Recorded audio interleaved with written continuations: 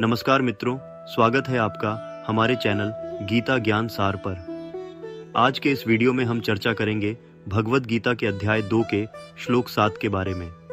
इस श्लोक में अर्जुन भगवान श्री कृष्ण के समक्ष अपने मन की गहरी दुविधा और भ्रम को व्यक्त करते हैं। तो आइए इस श्लोक का अध्ययन करते हैं और समझते हैं कि इस श्लोक का हमारे जीवन में क्या महत्व है।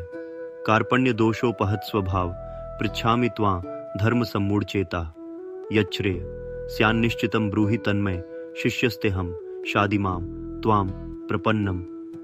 अर्जुन कहते हैं, मुझे कृपणता रूपी दोष ने आच्छादित कर लिया है और मेरी बुद्धि धर्म के प्रति भ्रमित हो गई है। मैं आपसे पूछता हूँ कि मेरे लिए क्या श्रेष्ठ है, कृपया मुझे वह बताएं। मैं आपका शिष्य हूँ और आपकी शरण में हूँ, कृपया मुझे सही मार्ग दिखाएं। इस श्लोक में अर्जुन अपने गुरु और मित्र भगवान श्री कृष्ण के सामने आत्मसमर्पण करते हैं। वे स्वीकार करते हैं कि उनके स्वभाव पर दुर्बलता और मोह का प्रभाव हो गया है, जिससे उनका निर्णय लेने की क्षमता धूमिल हो गई है। अर्जुन अब समझ जाते हैं कि वे अकेले इस स्थिति का सामना नहीं कर सकते और उन्हें एक सच्चे गुरु की आवश्यकता है जो उन्हें सही मार्ग दिखा सके। अर्जुन ने पहले भी अपने विचार और चिंताओं को व्यक्त किया था, लेकिन इस श्लोक में वे पूरी तरह से श्री कृष्ण की शरण में आ जाते हैं।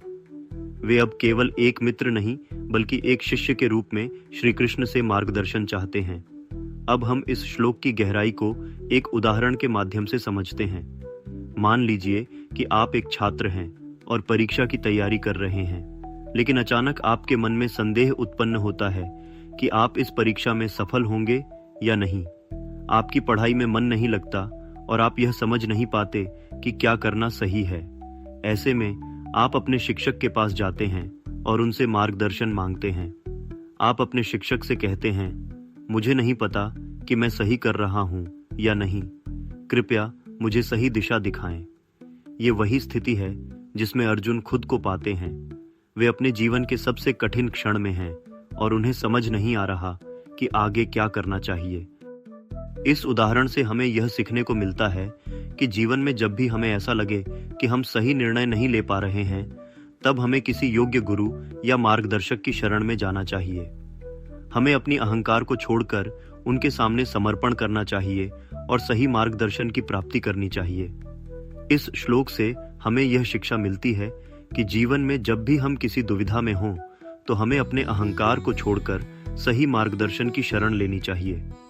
अर्जुन की तरह ही हमें भी यह स्वीकार करना चाहिए कि हम हर समय सही निर्णय नहीं ले सकते और हमें एक सच्चे गुरु की आवश्यकता होती है जो हमें सही मार्ग दिखा सके। अर्जुन की यह दुविधा हमें यह सिखाती है कि जीवन में अनिश्चितता के समय हमें अपने मन और बुद्धि को शांत करके एक सच्चे गुरु या मार्गदर्शक की सहायता लेनी चाहिए।